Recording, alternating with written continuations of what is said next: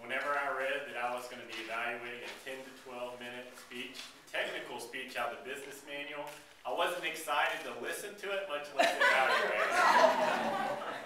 And then you started off with a joke, which it was a fantastic joke, but generally when jokes start off, I think this isn't going to go anywhere. What is this person doing? They couldn't think of an intro, so they told a joke. But your joke actually played into it very well, so that was a great job. That was my flaw for thinking badly upon it being a joke, but that was fantastic. When you stepped over here and started reading from the reporter's script, I was actually very impressed and impressed with you as a speaker, because you referenced it in order to get it correct, but the entire time you were looking up, you maintained eye contact, you still maintained vocal variety in reading, especially something a reporter wrote. That'd be very difficult. So I was very impressed with that. That was an excellent job. At that point, that's when I knew this was going to be a good speech. You then stepped away and got into the body and really showed your natural talent. And I see it as a talent, whether it was learned or earned or just innate ability. That was excellent. You did a great job of emphasizing the important words. You mentioned vocal variety to me before, and you hit on words, and then the connector words you backed off, and it reminded me of choir in junior high.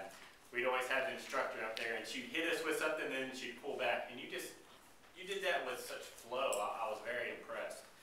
And then your gestures, they just went smoothly, and it wasn't like you were jumping around doing things. It was natural, and I was especially impressed when you mentioned bear it all, and you just flipped your coat. And I never would have thought of that. That was terrific, and it really emphasized your point. You had a motivational speech, and I can't stand it when someone gets up and rah-rah and jumps around, but you had what I would consider a passive motivational speech.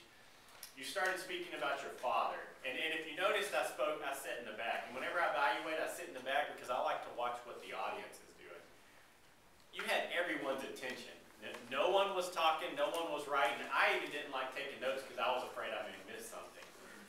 And so you really brought the audience in and connected it, and I'm motivated by things like that more so than a campaign speech, so that was terrific. If I have to say anything for rooms of improvement, it would be the ending. You closed very succinctly, correct?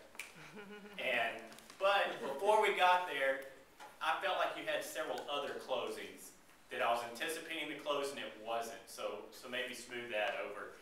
You mentioned several members in the club that were intimidating to you. I would like to add your name